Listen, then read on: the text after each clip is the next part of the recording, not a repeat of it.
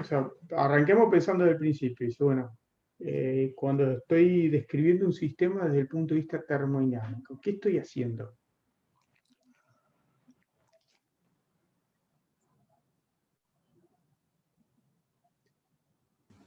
Vinculando el movimiento de las partículas del gas con la temperatura. Perfecto. O sea, básicamente estoy haciendo, la termodinámica es una descripción macroscópica clásica, o sea, el lenguaje recontra formal. Y lo que haces es, de alguna manera, reducir un número de parámetros. O sea, si vos querés describir a nivel molecular un gas, tendrías que describir posiciones, velocidades, ¿no? En función del tiempo, ¿sí? Para el sistemita. Lo que hace es, de alguna manera, lograr promediar todo ese número enorme de variables que tenés ahí y describir un gas en términos de unas pocas variables, una descripción macroscópica, ¿sí? Y la otra ventaja que tiene la descripción macroscópica, aunque no aparezca explícitamente, pero sí en cuestiones de medidas, es los tiempos involucrados. Cuando uno va a hacer una descripción microscópica, los tiempos son de 10 a la 13, nada, hay vibraciones moleculares del orden 10 a la menos 15 segundos, ¿no? Entonces, cuando uno usa tiempos, los tiempos involucrados en las medidas termodinámicas son mucho mayores que los tiempos involucrados con una descripción a nivel atomístico, ¿sí? Entonces, básicamente en termodinámica estamos, en principio, describiendo un gas, vamos a hacer un fluido, ¿sí? En particular un gas, en términos de unas pocas variables, un conjunto de variables que son un promedio macroscópico, ¿sí? Son resultado de un promedio macroscópico. Y con eso me alcanza para describir bastante bien un gas. Y acá les voy a citar textualmente la definición que hace Kallen de qué es la termodinámica, ¿sí? Para que lo tengan en la cabeza. El Kallen dice, textual, dice, la termodinámica es el estudio de las consecuencias macroscópicas de las innumerables coordenadas atómicas que en virtud del promedio estadístico no aparecen explícitamente en la descripción macroscópica de un sistema dado.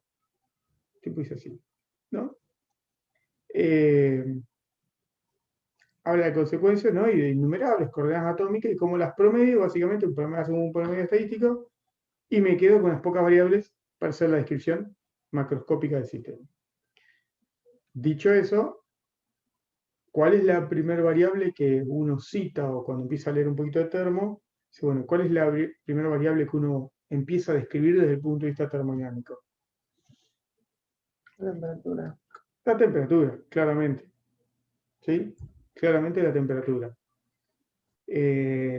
Por un abuso de lenguaje, siempre la gente habló de frío, de calor, ¿sí? Para asociar la temperatura al sentido del tacto, ¿sí? O sea, básicamente algunas variables macroscópicas están, o al menos la temperatura, están asociadas a algún sentido, ¿sí? En este caso, la temperatura se le asocia a un sentido que es el sentido del tacto originalmente, ¿sí? Y la gente hablaba, por un abuso de lenguaje básicamente, de frío o calor, ¿sí? Cuando tocaba un cuerpo. Después cuando empieza a refinar el lenguaje asociado a la termodinámica, empieza a hablar de todo un conjunto de propiedades que dependen de la temperatura y empieza a hablar de propiedades termométricas de los cuerpos, ¿sí? Para introducir algún tipo de variable. Pero empieza a ver cosas que dependen de la temperatura. No tenemos, por ahora, en principio, uno no tiene definido qué es la temperatura. Pero así todo, sin definir la temperatura, uno puede enunciar lo que se conoce como La ley cero de la termodinámica. la ley cero de la termodinámica, que es una manera también de definir temperatura, entre comillas, ¿no? No es una definición formal, a eso voy. Pero es algo que se cumple siempre. Se cumple digamos. siempre y como que no hay una forma, no sé, tendría que repensarlo, pero cuando hablan, si le prestan atención al tiple de las palabras, lo anoté porque me quedó la frase resonando y uno tendría que pensar un poco. dice que no hay una forma lógica de deducirla, la ley cero. ¿Sí? Es una propiedad de transitividad, si quieren, de alguna manera. ¿Cómo? Yo, para mí, antes de definir la ley cero, hay que definir lo que uno llama o conoce como equilibrio térmico, ¿sí? Antes de definir la ley cero. Yo creo que uno no puede escapar a esa secuencia, ¿no? A esa línea. ¿Sí? Básicamente, uno puede definir el equilibrio térmico y hay que definir otras cosas para pensarlo bien, haciendo un jueguito como el que les muestro ahora. Déjenme que les comparta la pizarra un cachitito.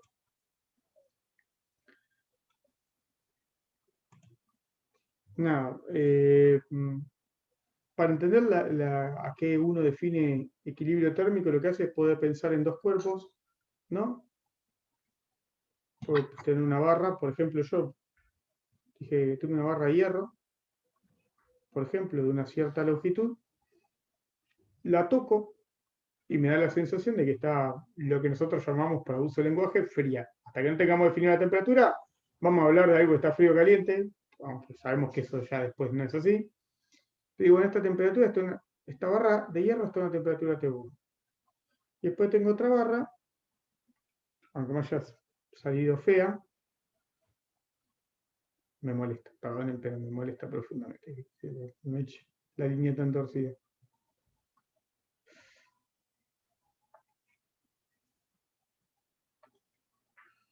Supongan que tengo una barra de cobre así, ¿no? A una temperatura que yo toco y me da la sensación que es mayor, ¿no? Con la condición, solamente guiándome por el sentido del tacto, digo que T2 es mayor que T1. Bueno, ¿cuál es la cuestión acá? Si considero que estos sistemas son aislados, por eso hay que empezar a meter palabras que uno en principio no manejaba, conceptos que no manejaba, digo, si yo considero que estos dos cuerpos están aislados, o sea, no intercambian nada con el entorno, ¿no? O sea que el hierro va a permanecer a esta temperatura, en mi modelo mental simplificado, y el cobre va a permanecer a esta temperatura T2, que no sé qué son, pero el sentido del tacto me dice que una es mayor que la otra, ¿sí? Ahora, si estos cuerpos están aislados, los pongo en contacto de lo que uno mira, ¿qué podría ver? ¿Qué pasa? O sea, experimentalmente, ¿qué vería? Se llega a una temperatura de equilibrio. En principio, lo que uno ve... Fluye calor, fluye energía del más caliente al más frío. Bien, pero todavía no tenemos definido energía, no tenemos definido nada nosotros, ninguna variable como energía, calor, no hemos llegado al primer principio. Entonces, la idea es que si uno hiciera esta experiencia y pudiera definir, o sea, acá incorpora la palabra aislado, que es lo importante también, ¿no? Incorpora la idea que un sistema está aislado, están ambos aislados individualmente, después los junto a un sistema aislado los dos, de manera que no puedan intercambiar nada con el entorno, uno lo que vería que el hierro, que está a una temperatura mayor, se dilataría un poquito, ¿sí? Aumentaría sus dimensiones. Y el cobre, que está a una temperatura mayor, disminuye sus dimensiones, hasta quedarse en el tiempo con una dimensión fija, cada uno de ellos. Mantener las dimensiones fijas. ¿Esto por qué? Porque uno sabe experimentalmente que los cuerpos cambian sus dimensiones con la temperatura. Entonces, después de un cierto tiempo, cuando ambos alcancen lo que llamamos el equilibrio térmico, mantienen sus dimensiones fijas, ¿sí? En este sistema aislado. ¿Está? Alcanzan la condición de equilibrio térmico. Entonces ahí los toco y me da la sensación que los dos tienen la misma temperatura, ¿sí? Cuando los dos mantienen fijas sus dimensiones y los toco y me parece que al sentido del tacto veo lo mismo, ¿sí? Digo que alcanzan la condición de equilibrio térmico.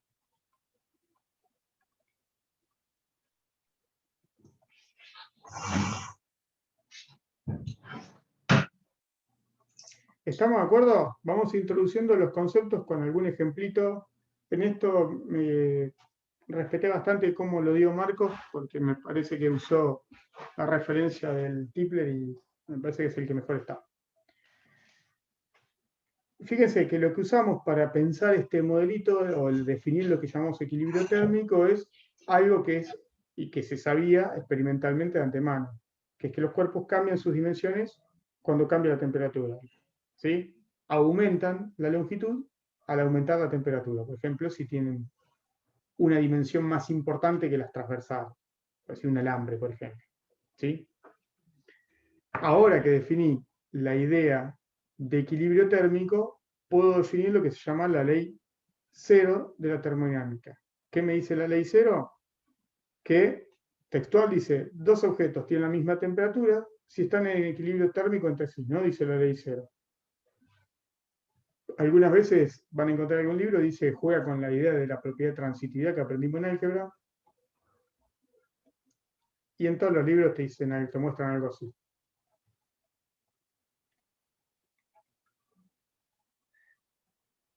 Para la ley C. Dice, si A está en equilibrio térmico con C y C está en equilibrio térmico con B, eso quiere decir que A y B están en equilibrio. Te terminan haciendo un dibujito, así, ¿no? Que A y B están en equilibrio térmico. La condición es exactamente la misma. ¿Sí? Y pues hablan de... O sea, si A está en equilibrio con C y B está en equilibrio con C, no queda otra que A y B están en equilibrio térmico, ¿no? Como el equilibrio térmico. Por abuso del lenguaje. Bien. Entonces, sin saber qué es la temperatura, definimos lo que se llama la ley cero de la termodinámica. ¿Sí? Y definimos qué es equilibrio térmico y en realidad, sin querer, si piensan un poquito o miran todos los libros, se introduce la idea de cuerpo aislado. ¿Sí? ¿Estamos hasta ahí? ¿Habían razonado de esa manera cuando leían termo, la condición, la lectura de termo?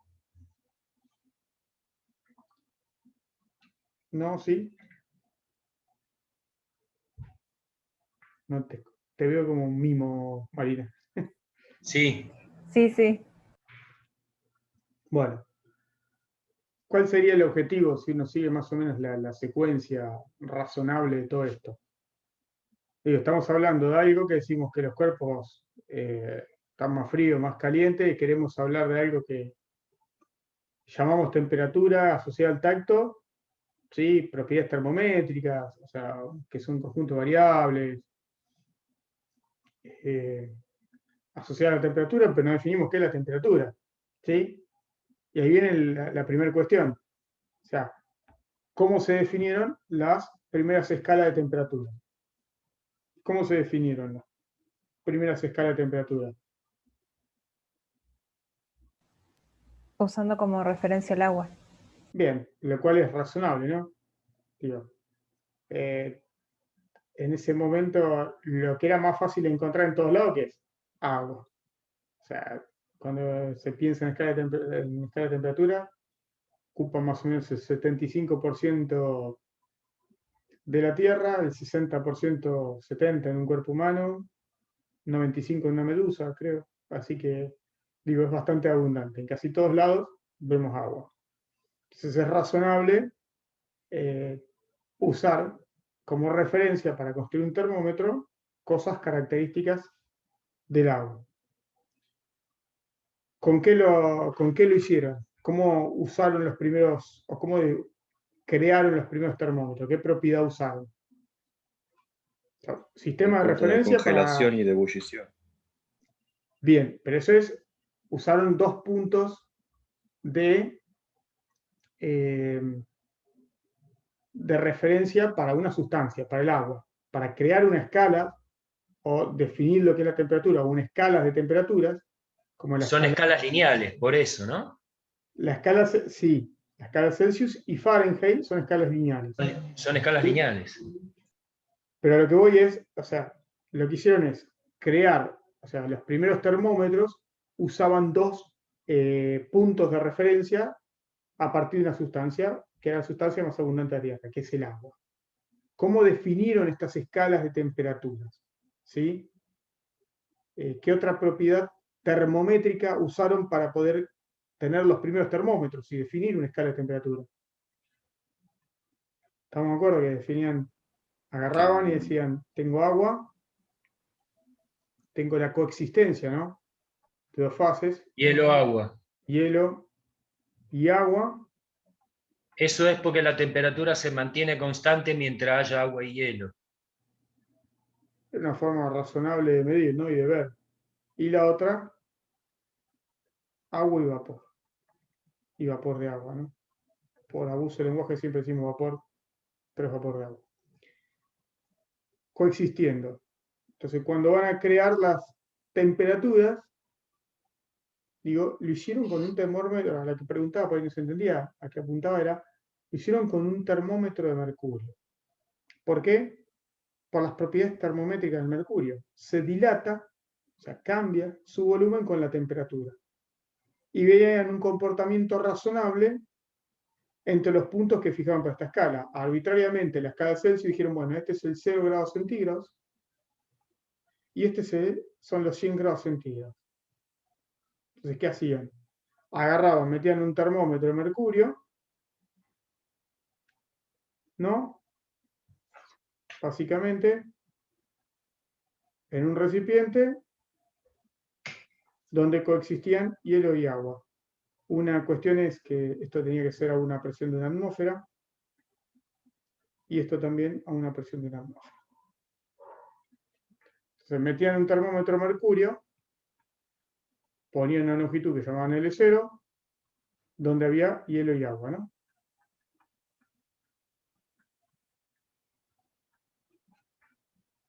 Si metían el mismo termómetro de mercurio en un recipiente,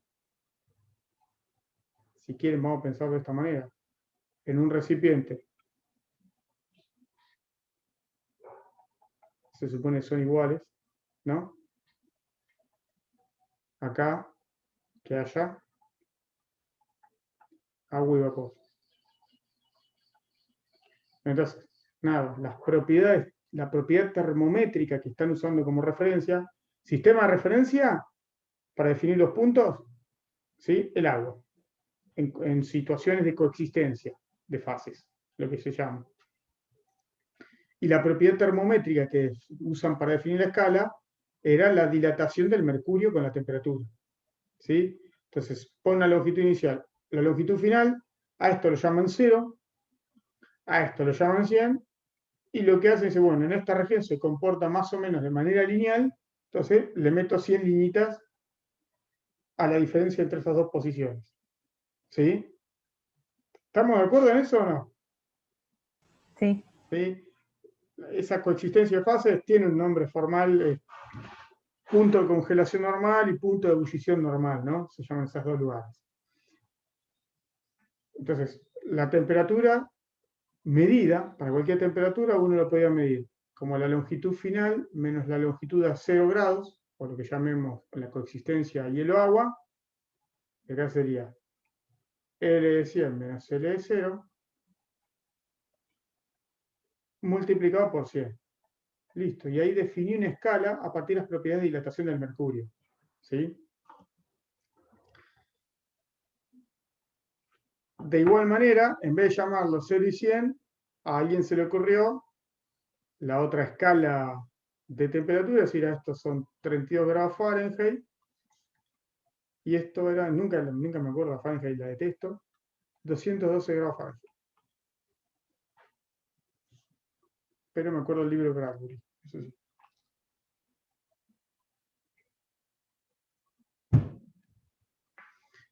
Entonces, en vez de estar particionado el sistema, la escala graduada en 100 pedazos, si quieren de alguna manera, está fraccionada en 180 liñitas, si quieren, entre estas dos situaciones o estos dos estados de coexistencia del agua. ¿Sí? Entonces, una variación de 1 grado centígrado no es una variación de 1 grado Celsius. ¿Sí? Una empieza en 0, la otra no empieza en 0. Se puede jugar y hacer una transformación entre una temperatura media en grados Celsius y en grados Fahrenheit, pero no importa. Insisto con esto, se usa de referencia el agua en lo que llamamos punto de congelación normal y el punto de ebullición normal, eso significa una atmósfera, y que coexisten hielo y agua, y agua y vapor, y eso se le asigna arbitrariamente un valor. Y la propiedad que se usa para definir una escala es las propiedades termométricas del mercurio, en este caso, es un termómetro de mercurio. O sea, que el mercurio cambia su longitud, ¿sí? O cambia su volumen, en este caso, si quieren, porque es una linita muy finita, pero le decimos cambia su longitud porque las dimensiones transversales casi no le importan, con la temperatura. ¿Estamos hasta ahí? ¿Cuál es el problema de esta? O sea, en realidad tenemos esta escala, si quieren, de alguna manera, sirve, anda bien, entre esos dos puntos, ¿no? ¿Estamos de acuerdo? Perfecto. ¿Cuál es el problema que tienen los termómetros que usan estos puntos como referencia? Que son arbitrarios. Después, más adelante, lo que se va a ver que hay una escala absoluta que no depende de eso. Bueno, Y creo que usaba el punto triple del agua. pero ese no es el Después se problema ve. que tienen los termómetros estos, ¿eh? Este no es el problema que tiene un termómetro. O sea, después uno termina haciendo los termómetros que uno lleva a ver la que llaman la escala absoluta o la escala de los gases ideales, si quieren, algunas veces lo van a escribir así, pero uno llega a las escalas absolutas. Pero no es el problema que tienen los termómetros estos. Sería después, para altas temperaturas, el punto de fusión del material que se usa, el mercurio. Claro, o sea, vos tenés un problema que estás usando las propiedades de dilatación termométrica suponiendo que son lineales con la temperatura en esa escala, en esa situación, entre la coexistencia de hielo-agua a una atmósfera y la coexistencia de agua y vapor a una atmósfera. ¿Qué pasa si te salís fuera de ese intervalo de temperaturas? ¿Funciona bien el termómetro o no funciona? Por ahí sí, yo busqué la temperatura de solidificación del mercurio y de ebullición del mercurio. Por ejemplo, la temperatura de solidificación del mercurio es menos 38 grados centígrados, 38,83.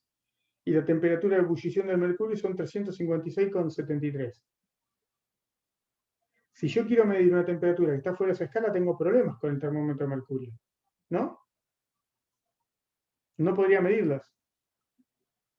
De hecho, tengo transiciones de fase del mercurio que no me permitirían usar el mercurio. Entonces, el primer problema que uno se encuentra no es estrictamente el tema de usar la referencia del agua, sino de las propiedades termométricas del mercurio, que están limitadas a una cierta escala de temperaturas.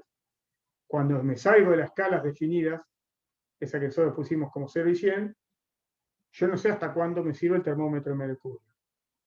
Entonces, ahí se empiezan a definir o se empiezan a usar lo que conocemos como un termómetro de gas.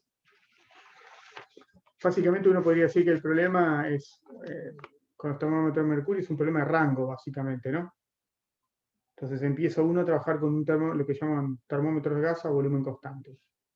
Los termómetros de gas a volumen constante, en nuestro modelito mental, un baloncito con gas.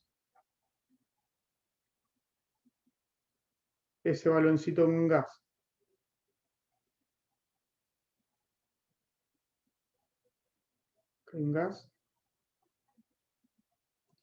y acá se sigue usando mercurio, ¿no? ¿Sí? En el modelo inicial uno pensaba que acá seguía teniendo mercurio. Pero lo que meto adentro del recipiente en el cual quiero medir la temperatura es el gas, ¿no? ¿Sí? Yo, en mi modelo mental, es decir, esto es lo que meto adentro del sistema para medir la temperatura. Es el gas, no el mercurio, entonces ahí no me hago tanto problema. Fíjense que por eso les hice hincapié, prestar atención cuál es la propiedad que estás usando para medir. Cuando vos tenés un termómetro de mercurio, la propiedad termométrica que usás es el cambio de longitud o la dilatación con la temperatura. cuando uno utiliza un termómetro gas, la propiedad termométrica que usa para medir, ¿qué es? La presión. ¿Sí? Cambia el enfoque. Si uno piensa estrictamente, cambia el enfoque. Entonces, lo que hago es, insisto con esto, el termómetro gas, tengo un gas acá encerrado, acá tengo mercurio, y lo que hago es medir, básicamente, la idea es lo mismo. O sea, si lo hubiera metido en el recipiente con agua y con gas, perdón, en un recipiente donde coexisten agua y hielo a una atmósfera, hago una liñita acá, marco la presión de referencia, lo meto en un recipiente en donde coexisten agua y vapor, hago la otra liñita y esa es la escala, para nosotros es la escala de 0 y 100. Entonces fracciono el espacio comprendido entre esos dos puntos en 100 pedazos y más o menos tengo una escala, o tengo la escala Celsius, si quieren, para medir con un termómetro gas. De la misma manera que hicimos hoy, uno podría decir la escala de temperatura, TC, lo podría escribir como la presión final menos la presión a 0 grados centígrados, la presión a 100 grados centígrados menos la presión a 0 multiplicado por 100. Acá uno se da cuenta que lo que cambia es la propiedad termométrica, porque antes podíamos longitudes y ahora meto presiones, acá, ¿no?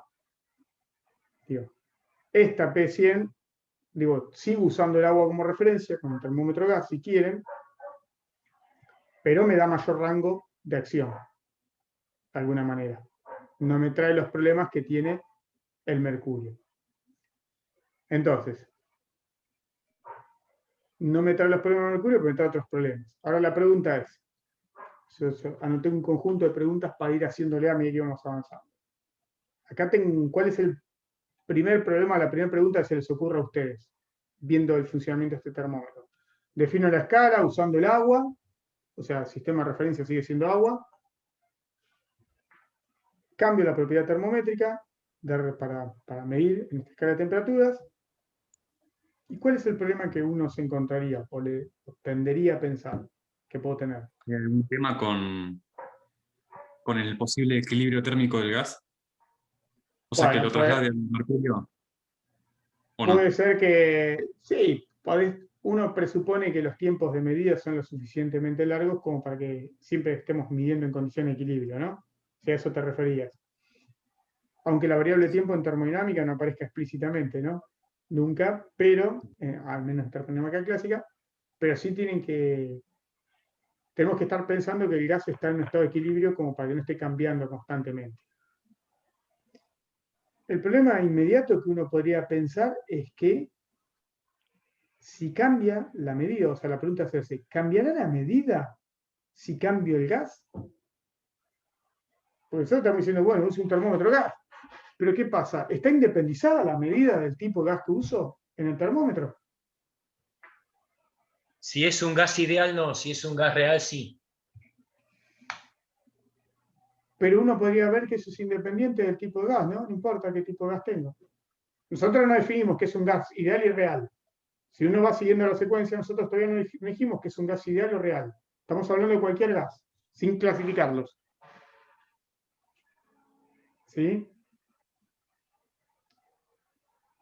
O sea, la pregunta es, experimentalmente, los tipos que iban haciendo esto, que no sabían que era un No, gas no ideal, daba lo mismo. No daba lo mismo. Si bueno, yo mal no recuerdo, no daba lo mismo, me parece. Solamente coincidían en un punto. la respuesta a eso, Independientemente de... la respuesta es que sí. Esa es la gracia fundamental que tiene un termómetro de gas. ¿Sí? O sea, la pregunta que uno se hace es, ¿la medida que yo tenga depende del tipo de gas que yo tenga ahí adentro? La respuesta es no, no depende. Es independiente del tipo de gas que tenga, siempre y cuando la cantidad de gas o la densidad sea baja. Ahí me está fijando una condición. Si yo meto ahí adentro cualquier tipo de gas a bajas densidades, ¿sí? El comportamiento es independiente del tipo de gas que tenga. Y describo en la misma medida. eso pregunto, ¿no? Porque yo me acuerdo haber visto gas 1, gas 2, gas 3 y distintas... Debe ser los gases reales, entonces. Yo creo que eso de la baja densidad debe tener que ver con la poca interacción molecular que hay entre las moléculas que lo forman, ¿no? Para las desviaciones. Algo así, ahora les muestro, sí, a nivel molecular sí, no estamos tratando de explicarlo. O sea, vos No, tenés- pero yo, independientemente de eso, quería preguntarle eso, si era por sí, eso, sí, porque hay parte si de yo tengo, eso, hay parte de eso en el mecanismo. En yo realidad tengo es, una, con la manera en que estamos hablando hasta ahora, porque si no me quedo con la duda, si yo tengo un gas con una densidad muy baja, de alguna manera tengo poco número de moléculas en una determinada cantidad de volumen y están en promedio alejadas una de la otra, lo que significa que la interacción entre ellas es baja. sí, eso es cierto. Ah, está bien, quiero saber si eso, en función de lo que hablamos, es correcto. Necesitamos que sea baja densidad. Ahora la pregunta es, ¿qué es lo que, qué es lo que te trae o lo que te lleva a pensar que si tengo baja densidad, todos los gases miden lo mismo? Ahí les quiero mostrar un par de grafiquitos. Esto es el... O sea, la pregunta es, ¿por qué le pedimos para que la medida se independice del tipo de gas que estoy usando? ¿Por qué le pedimos que sea baja densidad? Y esto déjenme que les muestre los grafiquitos.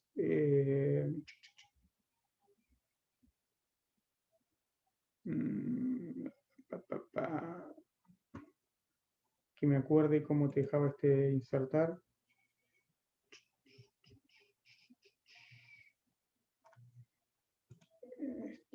Acá. Vamos.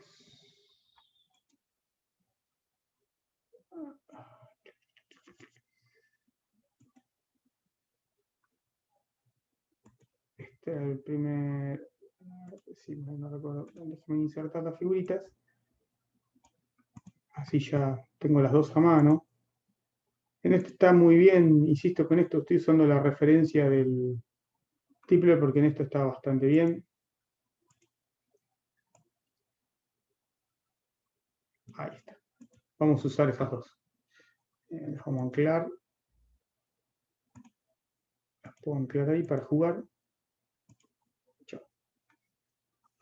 Las dejo ahí pegadas para ver en el razonamiento, para entender por qué nos independizamos del gas, miramos esos gráficos.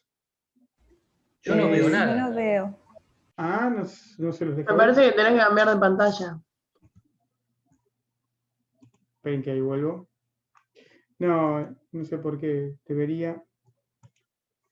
Capaz que no actualiza. Ahí está. ¿Ahí la ven? No. No, no se ve.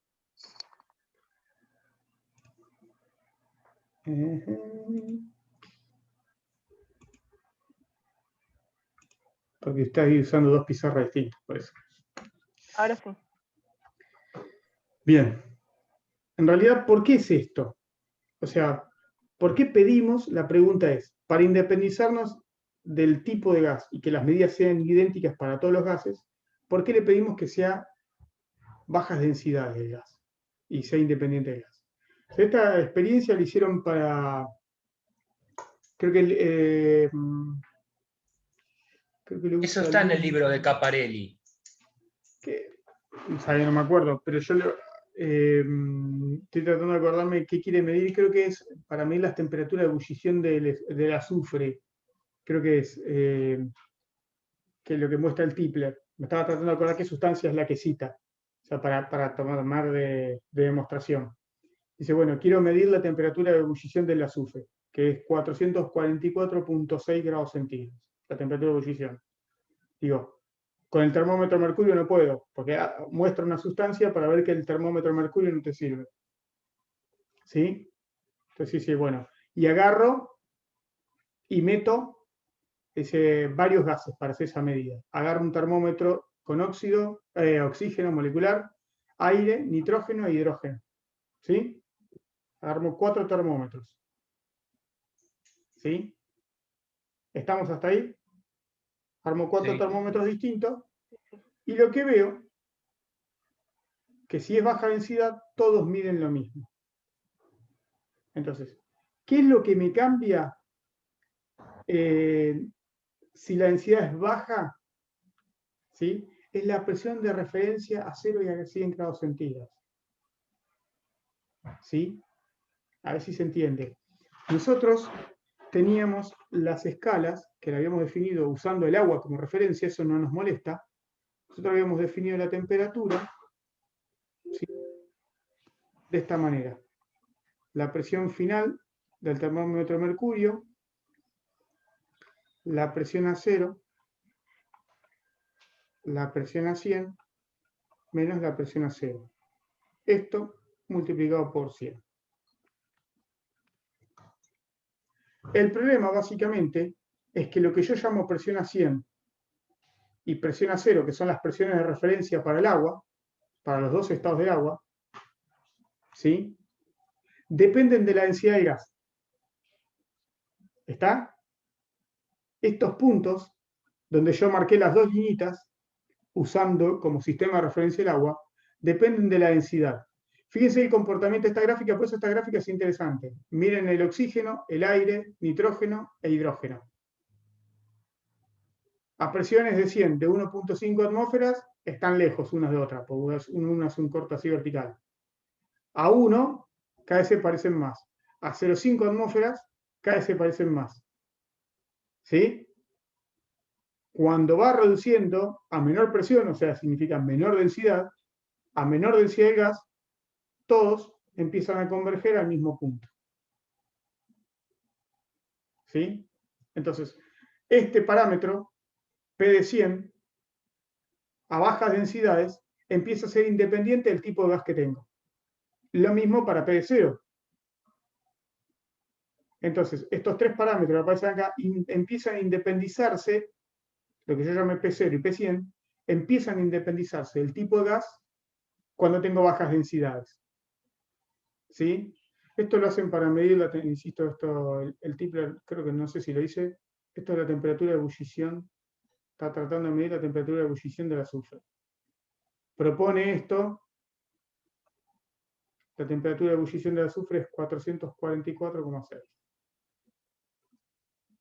Para ser consistente con la idea, no me sirve el termómetro de mercurio, agarro un termómetro de gas y empiezo a ver que si el termómetro de gas tiene baja densidad, es decir, tengo poca cantidad de gas adentro del recipiente, ¿sí?, si la densidad es baja, no importa de qué tipo de gas está hecho. Se empieza a independizar, ¿sí?, del tipo de gas que tengo a bajas densidades. Y miden todos lo mismo. ¿Se entiende eso? ¿Sí? Gastón, Y la segunda cuestión pertinente. Perdón, ¿alguien iba a decir algo? sí, te quería preguntar sobre las pendientes que tienen. ¿Con qué estarían relacionadas las pendientes? Y, bueno, claramente con el número, ¿no?, de moléculas. Y del tipo de interacción que tenga. Habría que ver del modelito, porque es un modelo de P en función de T, ¿no? Eso depende del tipo de gas que tenga.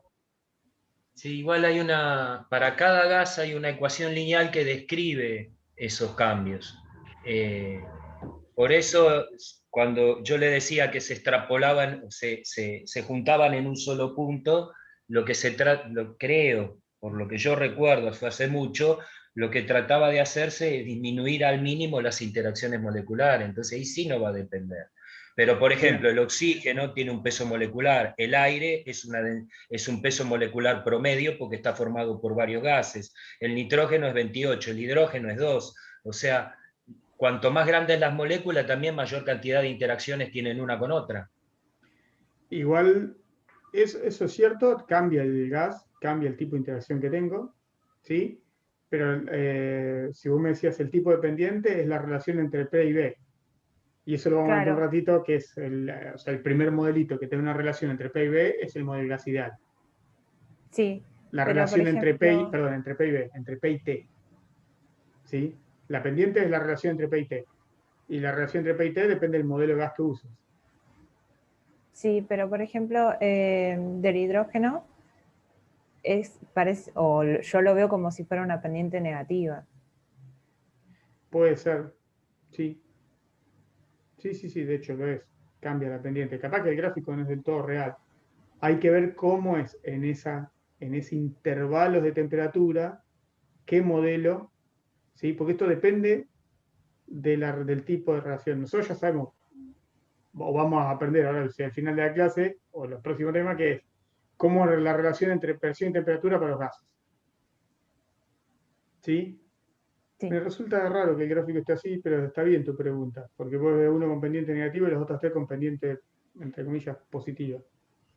Habría que ver si está bien representada esa curva. ¿Sí? Bueno. Pero nosotros, seguro, que la relación o la pendiente de esa curva depende de un montón de cosas. ¿Sí? Depende del modelo de gas. No sé, en los gases ideales lo sabemos. En un gas de Van der Waals lo sabemos. En un gas de esferas rígidas también lo sabemos. ¿De qué depende esa pendiente? ¿Sí? Sí. Habría que ver. Y esa pendiente también tiene ahí metidos parámetros o aparecen parámetros, como dice Quique, también que tienen que ver con la interacción entre moléculas. Pero después voy a mirar a ver si está bien la curva esa a esas temperaturas. Ah, puede ser. Pensá que está al revés los ejes, ¿no? Ah, ¿Sí? sí, es El, verdad. el tema de la relación entre P y T tiene los ejes al revés. ¿Sí? Está bien, ahí está.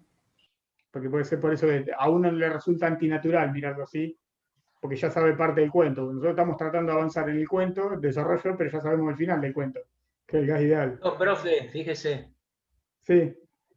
no está mal. No está mal. Lo que pasa es que está invertido los ejes, como uno está acostumbrado a verlo. Pero igual acá mire la pendiente negativa que tiene, ¿lo ve?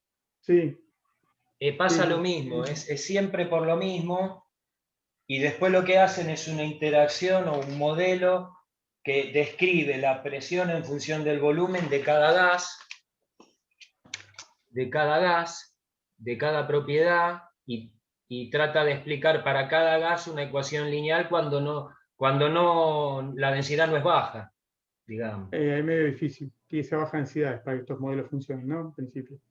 Por lo menos la Sí, relación tiene lineal. 10.000 factores. Tiene. Dicho eso, ahora que entendemos por qué pedimos que sea baja densidad para independizarnos del tipo de gas que tenemos, y vemos que todos los gases se comportan, el análisis siguiente que uno debería hacer o debería pensar, ¿cuál es? Y ya les tiré el gráfico igual de antemano. Es analizar la Tratar de... relación entre presión y temperatura para distintos gases, ¿no? Que eso se lo tiran en todos los libros, uno no mira. Tengo alguien... Tengo un segundito. No sé por qué me marca esto. Bien. Perdón, una consulta. Sí, En el experimento en sí, para calcular esto de la temperatura de ebullición del azufre, lo que se hace es poner, como antes, ¿no? Azufre en un recipiente y ahí el otro recipiente adentro que tiene el gas, sí. y con eso se juega. En el modelo, si querés, si fuese un experimento, en nuestro modelo mental tendrías un recipiente con azufre y acá metes el balón con el gas. Uy, me salió horrible. Y así. El Perfecto. mercurio queda fuera del recipiente para que no se vea afectado por la temperatura. Lo que mide son variaciones del Perfecto. gas con la temperatura. ¿Sí? Eso sería Sí, nuestro gracias. modelo experimental. Dicho eso, o sea, medio que lo que inmediatamente uno le lleva a analizar, dice, ¿por qué seguir con esa idea? Decir, bueno, los termómetros miden lo mismo, se independizan del tipo de sustancia. ¿Por qué? Entonces, lo que uno empieza a analizar inmediatamente es la relación entre presión y temperatura a bajas densidades para distintos gases, ¿no? Entonces empieza a construir el análisis, ¿sí?, de todos los gases, o sea, cómo es la relación entre presión y temperatura, ¿sí? Estamos a bajas densidades. Y lo que uno empieza a observar es que todos los gases a bajas temperaturas tienen, en realidad empieza a observar una relación de tipo lineal, y que si uno extrapola el comportamiento de los gases, bajando la temperatura, todos los gases en esa extrapolación convergen a un punto. ¿Sí? en nuestra escala. Y ese punto es esto que está acá. Menos 273 grados centígrados. ¿Estamos de acuerdo con eso? ¿Sí o no? Sí. Sí. Sí. Entonces, independiente, acá veo un comportamiento general, ¿no? Eso es lo que me va a servir de referencia para definir la escala absoluta. Es decir, todos los gases, ¿sí? Si uno analiza el comportamiento de la presión en función de la temperatura, a bajas densidades, lo que veo es que todos los gases tienen una relación lineal y ninguno puede bajar su temperatura más allá de menos 273,15 grados Kelvin. ¿Sí? Entonces, ¿qué hacemos ahora?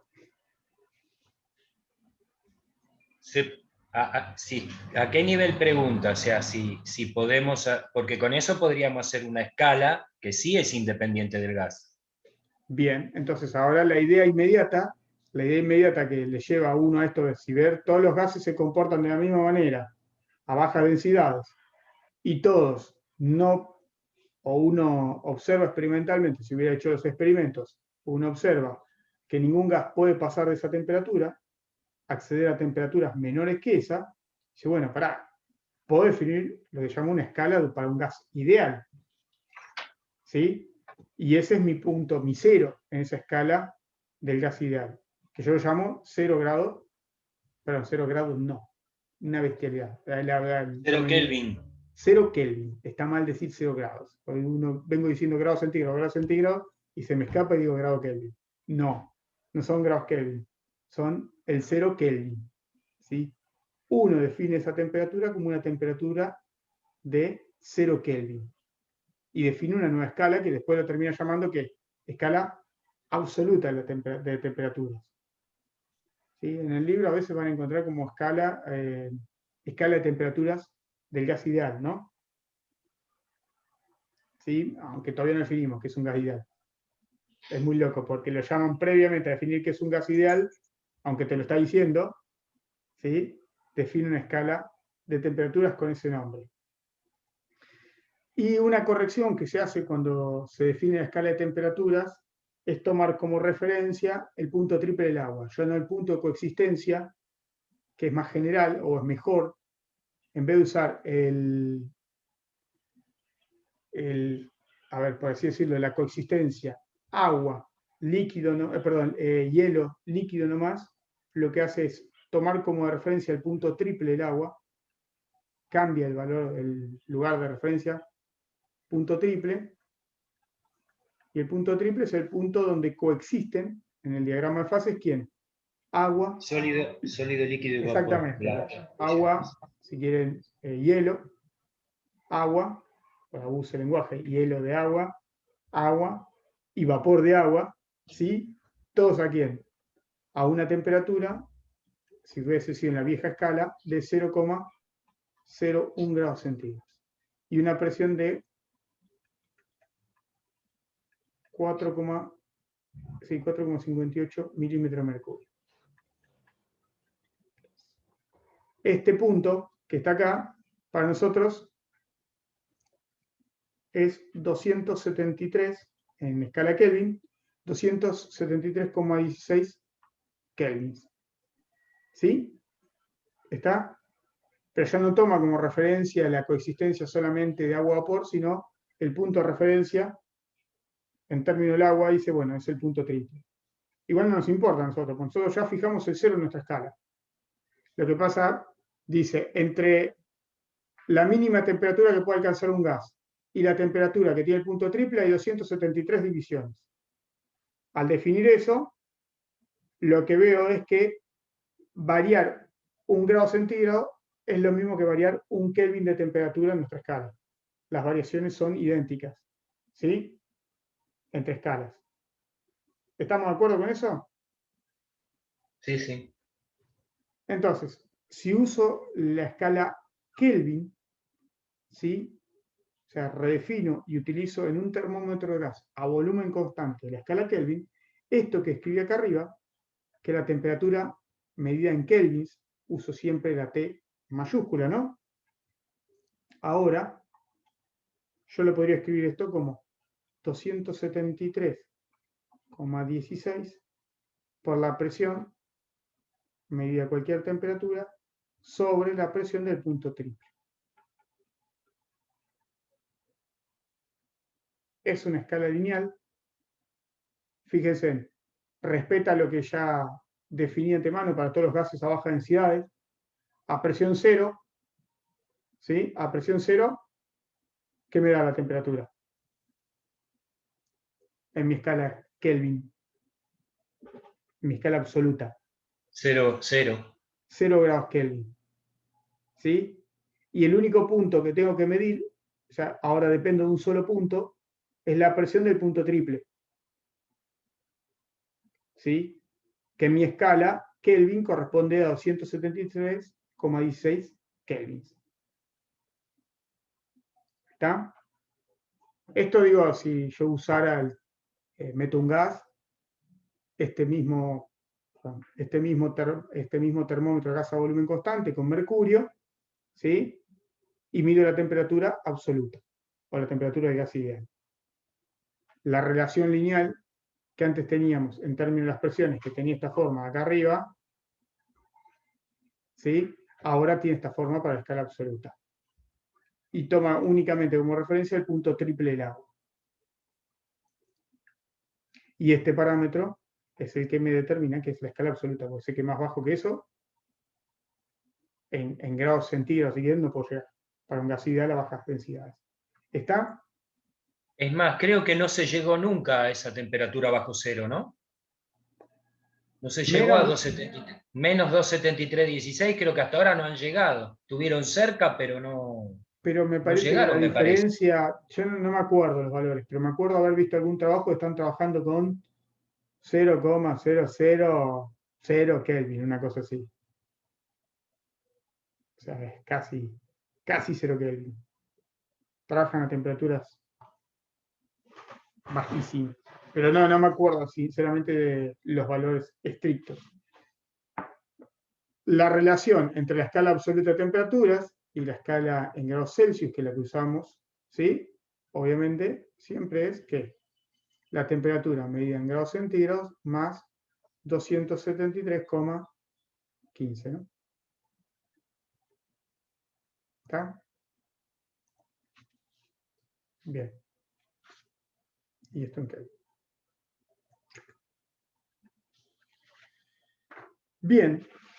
Dicho eso, y entendiendo cómo llegamos a la escala absoluta de temperaturas, y viendo cómo es la relación entre presión y temperatura para los gases a bajas densidades, y en el fondo también está escondido, lo que pasa, hacemos un análisis macroscópico, pero en el fondo lo que está escondido es que interactúan poco los gases entre sí, las moléculas en el interior del gas interactúan poco entre sí, no nos queda otra que tratar de analizar ¿qué? Ahora, el comportamiento de un gas ideal, ¿no?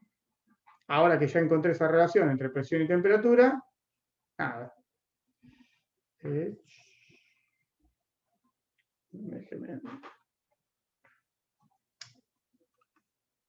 Vamos a borrar.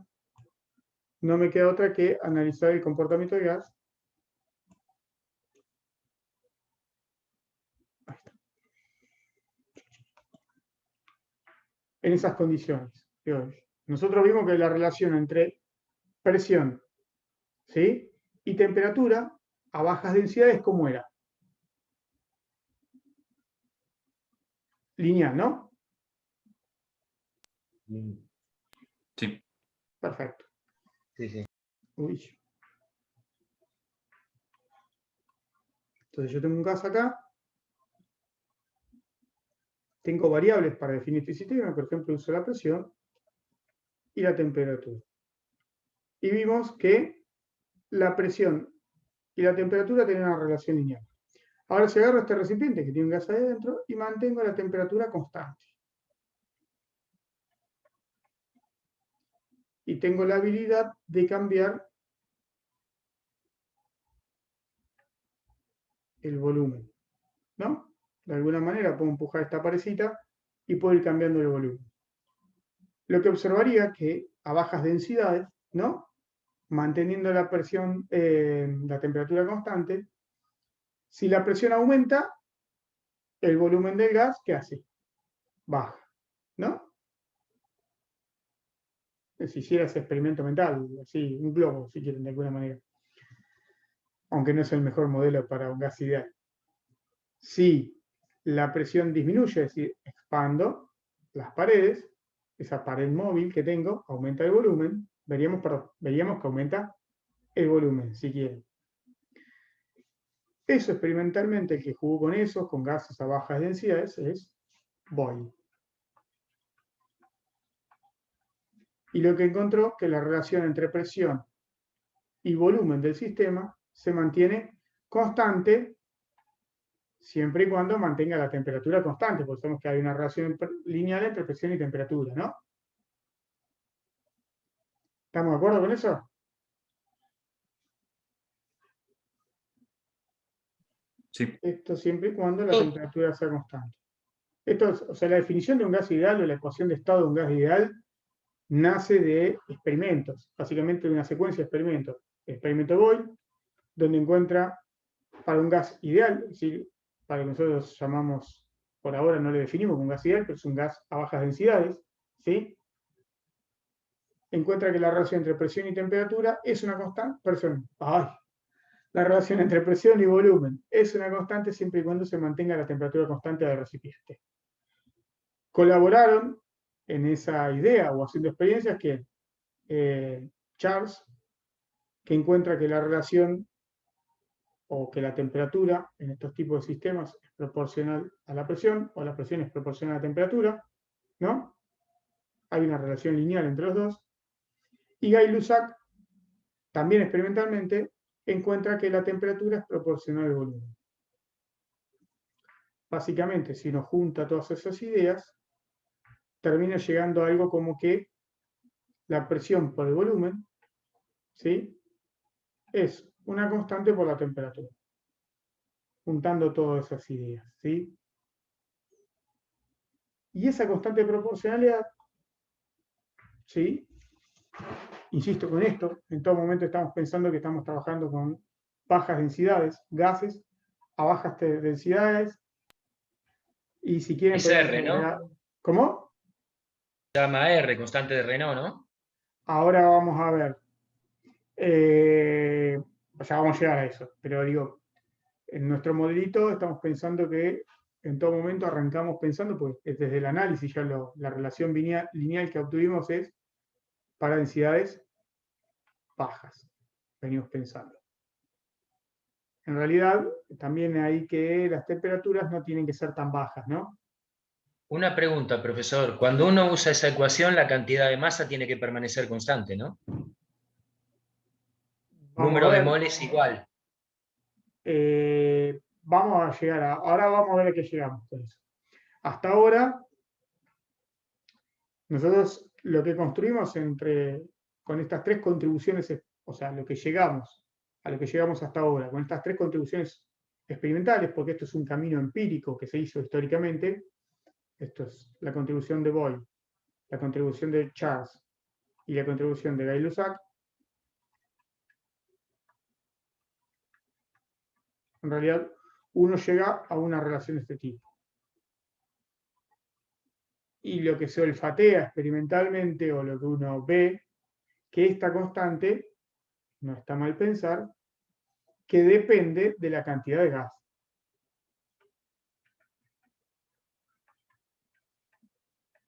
¿Sí? Depende de la cantidad de gas, eso seguro. En realidad hay un modelito sencillo que en algunos libros citan o te dan como juego mental para entender que eso depende de la cantidad de gas, y era hacer este análisis. Es decir, bueno, tengo dos recipientes idénticos, y dice, bueno, tengo el recipiente 1, aislados, todos en equilibrio, porque nosotros hasta ahora no hemos dicho nada, pero todo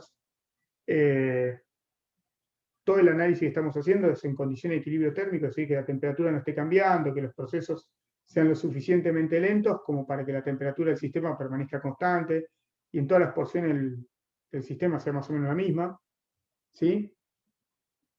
Hay un análisis bastante como para jugar un poquito con la idea, decir, bueno, tengo un recipiente que tiene una cantidad N de gas, ¿sí? A una temperatura T y una presión P. Y tengo un segundo recipiente idéntico. Idéntico, idéntico. T y P, recipiente 2. ¿No? De acuerdo a lo que juntamos de estas tres contribuciones experimentales, P por B tiene que ser una constante, C, si quieren, por T. Si estos sistemas están aislados, ahora los junto, estos dos los uno, ¿sí? Tengo N, N, y esto es T y P. Lo que veo es que P por 2B tiene que ser un C' por T, ¿no? ¿Sí? Sí. O sea que P por B sobre T me da C y P por B sobre T me da C' sobre 2, si quieren. Entonces, ahí llego a la hermosa conclusión que C tiene que ser igual a C' sobre 2. Evidentemente, esa constante de proporcionalidad depende del número de partículas que hay en el sistema, porque fíjate, la relación entre una constante y otra es 2 porque tengo el doble del número de moléculas en uno que en otro. ¿No? Claro. Bien, entonces ahí uno propone, decir, bueno, esta constante que está acá es directamente proporcional al número de moléculas que tengo en el sistema. Entonces, lo que uno encuentra es que esto se puede escribir como N por K por T. Esto es la ecuación de estado para los gases ideales, ¿sí? Donde K es la constante de Boltzmann. La constante de Boltzmann que vale, esto se ha medido experimentalmente, 1,381 por 10 a la menos 23, ¿sí? Joule sobre Kelvin. Nunca me acuerdo el valor. Esta constante de Boltzmann se ha determinado experimentalmente y ha verificado el comportamiento o este tipo de relación que P por B es igual a NK por T para todos los gases a bajas densidades y a temperaturas relativamente altas. Altas hay que ver con respecto a qué. Vamos a ver a qué hacemos referencia después cuando hablamos de altas temperaturas. ¿Sí? Entonces, esta es la ecuación de estado, o la ecuación que describe el estado de un gas ideal en términos de tres variables macroscópicas y las características del sistema: presión, volumen y temperatura. ¿Sí? Y en realidad el número de moléculas que hay en el sistema. Si uno juega un poquito, después sí puede reescribir esta ecuación de estado, ¿sí? Que llamo la ecuación de estado de un gas ideal. Si uso acá más, nos movemos en el ambiente de los químicos, que usan siempre el número de moles para describir los sistemas, ya que los sistemas en términos de número de partículas son enormes, no tiene mucho sentido. Entonces dice, bueno, define el número de moles como el número de moléculas sobre el número de Avogadro, y ahí reescribo esta ecuación, ¿no? Déjenme borrar. El número de Avogadro es 6,02 por 10 a la 23, creo. Exactamente.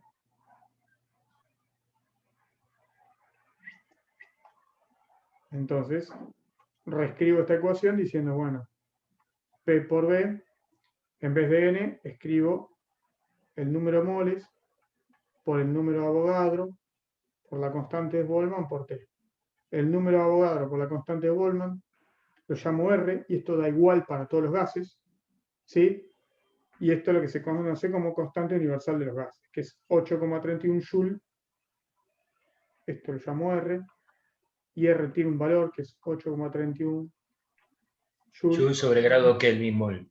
mol, no grado Kelvin, sino Kelvin. Kelvin. Grado Kelvin no se dice más. O si no, Eso- la otra era 0,082 litro atmósfera sobre grado Kelvin. Sobre Kelvin, ¿no? Sí. Entonces reescribo la ecuación de estado en términos del número de moles, ni más ni menos que eso, lo que se hace. La ecuación de estado de un gas ideal. ¿Estamos hasta ahí? Sí, Gastón, te hago una consulta porque a mí me gusta complicar las cosas. Me parece muy bien.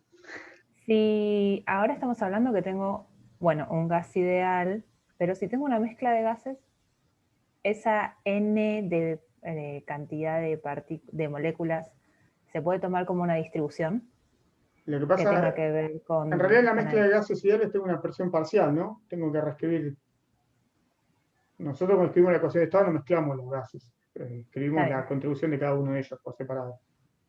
Ujú, ¿Sí? está bien. Una pregunta. En gases ideales, perdón, déjame completar Termina una vos. cosa. En gases ideales no hay interacción entre las partículas, ¿no? Si tengo dos mezclas de gases ideales, en principio, en nuestro modelo más sencillo, no se ven las distintas especies. Está bien. Y entonces esa N nunca podría llegar a ser una distribución. ¿A qué llamas una distribución? Vos decís, la N total es la suma. Claro. Nosotros hablamos de la presión como que vemos de cada especie, ¿no? Cuando escribimos ahí. Está bien. Ah, está bien, sí, sí. No mezclamos en ese sentido. Profe, una pregunta. No, Sí. creo que era de acá, de esta ecuación, se deducía que la presión era de cada gas o presión parcial era igual a la fracción molar por la presión total y la fracción molar se sacaba de esta expresión y una serie de cálculos. Uno empieza a ver la contribución. O sea, en nuestro modelo gas ideal, en nuestro modelo sencillo, es bajas densidades, o sea, no se ven entre ellas, o sea, no interactúan. O sea que como miro la contribución de cada especie por separado, ¿no? Después uno puede avanzar, puede complejizar los sistemas y puede ver cómo cambian las ecuaciones, pero por ahora no nos compliquemos ahora. En las descripciones que usamos, no he visto que le han dado en la práctica, pero en la descripción que estamos usando estamos viendo una sola especie en principio. ¿Sí? No, porque si no nos volvemos locos. O sea, todavía no entendemos cómo funciona una sola especie, ya mezclar dos se complica. ¿Sí? Pero una cosita sencilla en base a lo que sí sabemos, para yo aclarármelo, en función a los parámetros que nosotros manejamos. Si nosotros tenemos un solo gas y consideramos que la presión es la variación de la cantidad de movimiento por unidad de tiempo y por unidad de área, y yo meto otro gas, si lo vemos desde lo que habló usted en la clase anterior y lo que vemos nosotros, sin complejizarlo demasiado, voy a tener una mayor cantidad de choque por unidad de tiempo y por unidad de área contra la pared del recipiente. Aumentar la presión. Claro, si no considero las interacciones entre sí, o sea, y considero que es ideal que no hay ninguna interacción entre medio de ninguna de ellas, que puede provocar que la molécula no llegue a la pared porque hay molécula que la atrae, entonces no golpea y demás, Bueno, yo pero eso no, puedo en tu puedo modelo de gas considerar que ideal no se atraen entre ellas, ¿no? No se ven exacto, por entre eso ellas. considero que la presión total es la suma de las presiones parciales, ¿no? Si uno, o sea, nos quedamos con este gas, en un gas ideal nosotros tenemos eso solo, una sola especie por ahora para entenderlo. Pero digo, si yo pongo en un recipiente dos gases que no se ven entre sí, ¿sí? Tengo dos gases que no se ven entre sí, la temperatura y el volumen es el mismo para los dos gases. Eso estamos de acuerdo. Miremos los parámetros, son los mismos para los dos. Entonces, si estoy mirando la especie N1, voy a tener una presión P1. Sentido común, ¿no? Tengo dos gases que no se ven entre sí, pero los dos gases chocan contra la pared, pero no se ven entre sí. Entonces, para la especie 1, voy a tener una presión 1. La especie 2, voy a tener una presión 2. ¿O no? Si vale la ecuación de estado para una mezcla así. Eso es, en principio, que todavía no lo sabemos. O sea, nosotros nos estamos adelantando. ¿Sí? Porque nosotros decíamos diciendo, bueno, si nuestros gases, tengo una mezcla de dos gases a bajas densidades, de tal manera que no se ven entre sí, ¿vale la ecuación de estado para cada uno de ellos? Porque la pregunta que tiene que hacerte es, ¿vale la ecuación de estado? ¿no? O sea, de manera tal que yo pueda escribir que P1 por B es igual a N1 por R por T, y P2 por B es igual a N2 por R por T.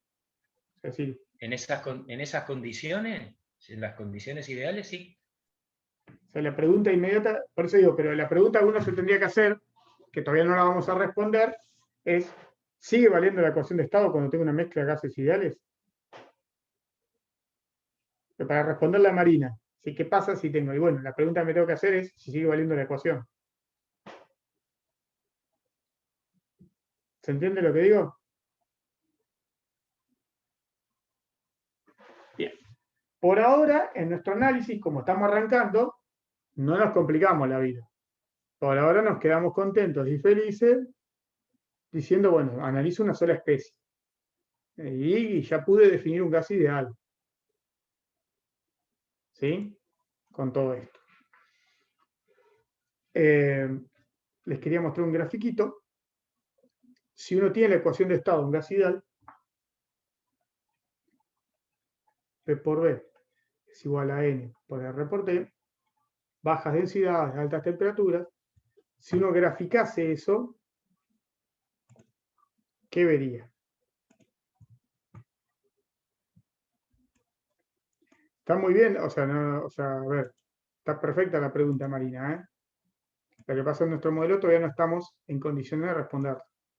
Nosotros nuestro modelo es sencillo, todavía no pensamos. O sea, ya lo vamos a pensar. La ecuación de estado de un gas ideal, ¿sí? Si yo quiero graficar la presión en términos de volumen, manteniendo la temperatura constante, lo que me define que son las famosas isotermas de un gas ideal, que tienen esa forma hiperbólica, ¿no? ¿Estamos de acuerdo con eso? ¿Sí? Sí. Sí. Una cosa que no aclaramos, la ecuación de estado me empiezan a aparecer variables como presión, temperatura, volumen, ¿sí? Es que empiezan a, o uno puede ver que estas variables se comportan distinto, entonces las clasifica de alguna manera. Las variables macroscópicas o las variables termodinámicas, uno las puede clasificar en dos especies, lo que llaman variables extensivas y variables intensivas. Las variables intensivas no son aditivas. Las variables extensivas son aditivas. O sea, se pueden sumar porque son directamente proporcionales al número de moléculas. ¿Sí? Entonces, como variable intensiva, tengo presión y temperatura. Como variable extensiva, tengo el volumen. Es aditivo. Volumen 1, tengo un gas que ocupa un volumen 1, tengo un gas que ocupa un volumen 2, el mismo gas, perdón, que ocupa un volumen 2, lo junto y tengo un volumen total que es V1 más V2. Y eso es porque las variables extensivas son proporcionales al número de moléculas, a n. ¿Sí? ¿Estamos? Aclaro de vuelta, lo dije, pero vuelvo a aclarar, todas estas medidas que hacemos del sistema, ¿sí? Estamos pensando que el sistema está en equilibrio. ¿Sí? Con equilibrio, con buena voluntad, estamos pensando de que la temperatura no está cambiando como loco, sino que la temperatura del sistema se mantiene constante, ¿no? El análisis que hacemos. En realidad, con buena voluntad estamos pidiendo que todas las variables termodinámicas del sistema no cambien a lo loco para poder realizar las medidas. ¿Sí? Dicho eso, lo último que nos falta de hoy, como siempre les recomiendo que vean el video de Marcos, porque Marcos le da alguna cosita que yo todo no puedo dar, lo tenía anotado por acá.